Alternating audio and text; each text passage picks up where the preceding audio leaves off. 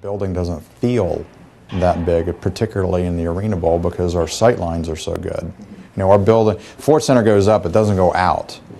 And when you're in the Upper Bowl, literally you're looking right on top of what's happening. And whether it be a basketball game, a hockey game, a concert, you're pretty close. And again, this is all relative, you know, to other arenas that have a similar seating capacity. AT&T Center, Toyota Center, American Airlines Center, Pepsi Center, Staples, XL Energy, Conseco. I mean, our building, you know, in my opinion, and I've been in Toyota, I've been in American Airlines Center, I've been in Conseco, I've been in Staples, I've been in those buildings, I've been in what used to be the Delta Center, I forget the name of it now, but in the one in Salt Lake. Cisco Systems or something? It's another energy solutions. Okay. You know, I've been in every one of those buildings, and I really like this building just because the sight lines are really good, and with these improvements, we're upgrading the level of finish to where I think we'll end up being very comparable, I think, certainly to the Toyota Center. The finishes aren't necessarily going to be over the top, but they're going to be very, very nice. I mean, our suite level has always been very nice, and people that have come in to the Ford Center from other facilities and been in other facilities really always compliment, you know, the level of finish that we have on this building. They're blown away that the original construction was only $90 million. It's incredible how much building we got on the original design. And part of that was we knew that, you know, what do we need to be functional? So some of the things that were sacrificed at that time were the finishes. You know, you walk through the 100 level, you walk through the 300 level, you go into the restrooms, and it's, you know, they're very sterile, they're very institutional. You know, it's kind of like being in high school, or even some high schools have higher finishes, you know, than what we have in the arena, and that's the standard. You know. So when did you get here to Oklahoma City? You've always been here? November '99. Okay, and you came with SMG. Mm-hmm. So where were you before that? Before that, I was in Topeka, Kansas. Before that, I was in Macon, Georgia. Home for me is New Orleans. Okay. My adopted home. All right. So it must have been interesting when the Hornets came here to you then. I interned at the Superdome. Okay. What were you doing in Topeka and Macon? Was a similar thing with SMG? Mm-hmm. I was with SMG in Topeka, managing the Kansas Expo Center. Okay. It was a complex of about 7 different facilities: an arena, exhibit hall, convention center, horse facility. When you came here, Ford Center was probably under construction or about to be under construction. They had just broken ground in May. I got here in November. You were telling me you booked the Centennial stuff in '99, and Yeah. it felt strange to you. Okay. Yeah, I was, you know, thinking about it. I remember putting the dates on hold for the Centennial celebration, and that was in '99. I'm thinking, God, it's an eternity away. Mm-hmm. You know, and here we are, you know, 5.5 years later. Just tell me how things have changed here as you've been here, and did you ever think that we'd be getting an NBA team so soon, or have a chance to? Actually, I thought our best chances were with the NHL. Okay. Why was that? Because of the state of the NHL. Thought, you know, it's expanding, yeah. Well, there's more teams that are probably unstable in the NHL than the NBA. Certainly, and the NBA wasn't planning on expanding, and we thought our best chances of getting a major league team was actually with the NHL. And so that's what we were working on, and then Katrina struck. Okay. So is that when things changed drastically for you, was your job and how you viewed this place? I wouldn't say that it changed drastically. It changed, but the building was designed to try to, you know, attract an NHL or an NBA team, and that's why we have the seating capacity that we do. I remember when I got here, a lot of people were asking me, you know, do we really need the number of seats that we have? And, you know, without the seating capacity that we have, we would not have had a number of the events that have come through here. Especially, you know, that first year, we had a who's who of the music industry that came through. Rolling Stones, Paul McCartney, George Strait, Tim McGraw, Billy Joel, Elton John together, Paul McCartney. We had the Eagles twice. We had Cher twice. We opened up with Britney Spears. You know, Britney, the Eagles, both of those first two concerts, we did 18,000 people. Without Paul McCartney, we did 14,000 people. Rolling Stones was 14,000 people. George Strait was 19,000 people. So, you know, we were able to do that, but the reason that we have the seating capacity and the reason that the building was designed the way it is was really to attract an NBA or an NHL team. But looking back at that first run of concerts, what did that really mean to the city when they were opened a ton of eyes. Okay. I was surprised at how well those shows did, and I remember trying to get that McCartney show, and we were battling Austin, Texas for it. And the big advantage that they had in Austin, Texas was that they don't have sales tax on tickets that are sold in that facility because it's part of the university and the way their state laws work. They don't have to pay sales tax. So that really helps the promoter on the economics of that show. When you ran the numbers, that was about, I don't know, it was $100,000 to $150,000 difference. And we still got the show. And at the time we were just coming off the Eagles, we had Cher on sale, we had the Rolling Stones on sale. And the question was, can the market support a $250 ticket with everything else that we've got going on? And to give you a frame of reference, the reason for that concern was I think the year before we had done 7 concerts at the Cox Convention Center. So we were like, man, if we do this show, you know, can we actually do it? And we sold out in 40 minutes, which answered a lot of questions. And then after that, it was kind of like, it doesn't matter. Then we had Billy and Elton, we had Fleetwood Mac, we had, another Eagles show.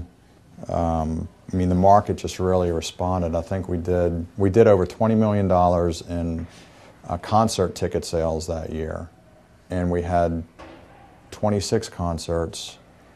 And ever since then, we've been averaging around 23 concerts or so. 2 years ago, we had a little bit of a dip. We were down to about 17, but we've been averaging about 23 or 24 concerts a year. So the market surprised us in that, a lot like the way the market responded to the Hornets in such a big way, which really opened a lot of people's eyes because we did much better with the Hornets and the support for the Hornets on every level. Single ticket sales, season ticket sales, corporate sponsorships. I mean, it exceeded everybody's expectation. It's a big difference. Cox Center, you said, had 7 shows in 1 year, and now you're averaging 23. That's huge. Yeah, it's big. Wow. What kind of impact will these changes have on other events, ignoring other events? That's going to improve the level of the event experience for everybody, for the ticket buyer, primarily the ticket buyer. Because when they walk into the building, it's going to feel like a different building. I mean, the basic design of the building doesn't change, but certainly the level of finish is going to change. The amenities on every level are going to improve. They're all going to be upgraded.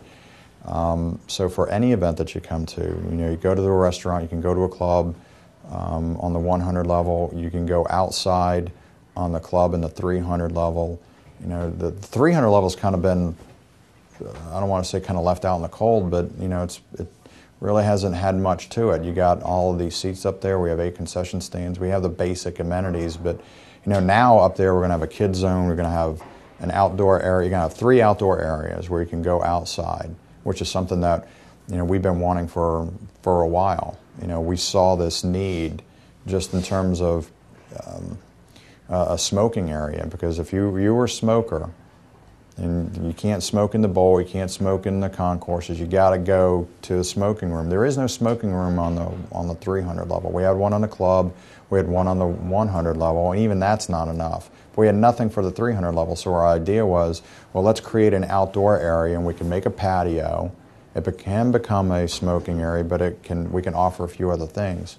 Well, this concept takes that and moves it forward even a couple more steps, because now we have, on the 300 level, 3 outdoor areas, 3 roof gardens, plus the kids zone, expanding the concourse to add more amenities and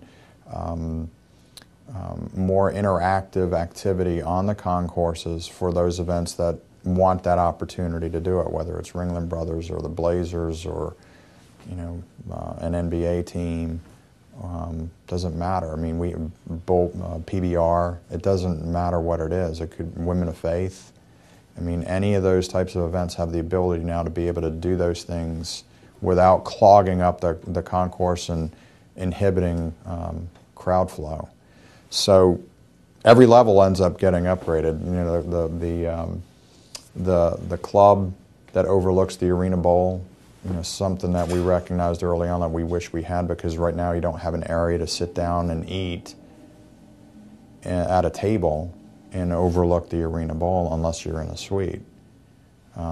So adding that is a nice amenity for this level. Adding the loge boxes, which is kind of an intermediate level in between a club seat and a suite. So for those companies or individuals that want something a little bit more than a club seat but really can't afford a suite, now there's another option. So what we're doing is opening up the options for corporations and individuals on what type of an event experience that they want to be able to have, and this is addressing all of those areas. So it's more for the, like you said, the ticket buyers. A lot of it is for the ticket people who are actually coming. Well, a lot of it is, but upgrading the finishes on the event level and in the backstage areas for the promoters and for the performers, you can't discount either. I mean, that really sets off a difference for every building that's on a tour. I mean, the artists come in, they're on tour, they're playing 64 dates to 100 dates a year, and it's easy for them to forget what city they're in. And every building ends up looking the same, and the difference becomes in the little things that we can do or that we can provide for the promoter, for the tour, for the artist. And not say little things, I mean simple things like breakfast. If we have a nice area for catering and we do a good job with the food service, and we do a great job with that, it sets the tone for the rest of the day, because working at a concert day is a long day. Load-in starts at 7:30 or 8 in the morning. They load in all day, do the show, and we load it out that night, and they're here until 2 o'clock or 3 o'clock the next morning, and then we're flipping over to another event. They're going on to the next city, and they're on the road. When they're on the road for a long time, tensions can be high. If you do a poor job, and we've seen it, we've had people come in, and I've had promoters call me and say, make sure breakfast is okay because they had a really bad day yesterday at such and such a facility, or 2 days ago, wherever it was. Make sure we do that. And it's those little things that make a difference in whether or not an artist wants to come back or doesn't want to come back. So overall, the event experience is not just, it's the promoter, it's the performer, and it's our patrons. It's all of them. Gary, for you, what's been the most defining moment in history of this venue? If you had to pick one. I can't pick one. I can't pick one. Okay. What are the big ones then? The most important ones? You mentioned Paul McCartney. Paul McCartney was a turning point for us. Big 12 tournament was wildly successful. Not just Ford Center, not just the Cox Convention Center, not just proximity, but overall it was a great experience. I mean, everywhere. Big 12 had a great experience here. NCAA National Wrestling Championships was another one. Billy Graham, and 4 days of Billy Graham. And then it's easy to overlook the mainstays, the Blazers, the Yard Dogs. It's because they're here all the time. It's so easy to overlook them, and you never want to overlook the those that are using the building on a regular basis. We have Sesame Street every year. Sometimes it's at the convention center, sometimes over here. Depends on our event schedule. We've had the Wiggles, Ringling Brothers. Or just a wide variety of events. That's so hard. I don't feel comfortable pinpointing any one particular. That's a tough one. What do you remember? The Hornets. Tell me about the first Hornets game here for you. What was that like? Well, it was an exciting time. It was very electric. The atmosphere was very electric. Everybody was, running on adrenaline. It was a big day for Oklahoma City. I believe the commissioner was here for that game. It's a culmination of about a month of very difficult work for us and for the Hornets and for the city. I mean, there were a lot of moving parts, a lot of people involved in that. Our staff, we had to ramp up our staff immensely in a very short period of time and provide a high level of service to everybody coming to the event. The interesting thing is it's easy to get wrapped up into, it's the NBA, but I remember, it was funny because last March we're getting ready for Eric Clapton, and we're in a staff meeting and we're talking about this, and and I got to be careful how I say this. We're going through Eric Clapton like it's just another event, and most other buildings, that's a big deal, but we were dealing with an event schedule where we had, I think, 2 or 3 empty days. We had 5 concerts that month. We had Cirque du Soleil. We had 6 Hornets games. We had 6 Blazer games. We had prepaid legal convention. We were just flying. And, our staff was like, well, this is a run of the mill. We're used to doing this. We do this all the time. We had the Big 12 tournament. It was an electric day because it was the first, regular season NBA game in Oklahoma City. We had already done 2 preseason games with the Lakers. And we did one in 2002 and another one in 2004. So we had some experience in on terms of expectation for the players and the coaches and that sort of thing. But that's a preseason game. It's a one-off. It's not like, doing having a tenant. That part of it's different. But I don't know how else to answer that one. There's been so many moments like that. Yeah. So do you have much time to even really sit and recollect on it and everything that's happened here? It seems like y'all are just running around with your heads cut off most of the time, trying to get everything in order. I actually used to book shows. I never really noticed it till that Who show a couple months ago, and they had it down on most of the upper level. It makes a huge difference. It just transforms the building. It creates basically a second arena within the arena. It just adds a lot of flexibility to us. But there have been a lot of changes. We've added, speakers for the suites that are right out here. We had to add the hockey netting for safety reasons after the incident in Columbus. Upgraded the scoreboard, which is something that we recognized that we needed to do after the 2003 first and second rounds of the NCAA men's basketball tournament. A lot of things have changed in the building. Some behind-the-scenes things with technological upgrades with wireless internet and scanning barcodes on tickets to in-seat service and doing that. We've added a lot to the building, but nothing along the lines of what we're looking at with the renovation. Although we've recognized that we want to upgrade and have wanted to upgrade the look and the feel of all the finishes, particularly in the 100 and the 300 level. If the vote passes and the team gets on the way, you can have more sleepless nights. Wouldn't it reopen it again? Probably. Yeah. Okay. Probably. Now, how are you going to let people know about these areas, to utilize these areas, like the kids' area and things like that that are only on the 300 level. You know, these outdoor areas where people can hang out, the club, you know, down, you know, how do you do that within the building itself? Well, the Oklahoman's going to be a great big partner of ours, and to get that word out. Now we'll have to market to everybody. I mean, the biggest part of that is right now is, I think, just in terms of communicating what the renovations entail. Sure. So having that expectation, granted, what concept, what we're conceiving right now, and what some of the renderings have been, may or may not be what exactly ends up, being constructed. But the concepts are all there, and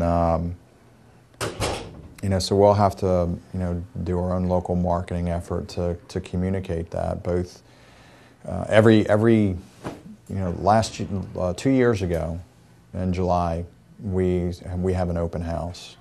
We did an open house when we first opened. It was the very first event for the public. It was just come in, look, touch, feel, go wherever you want to go. Locker rooms, press box, everywhere in between. And we started doing that 2 years ago in July in conjunction with downtown OKC.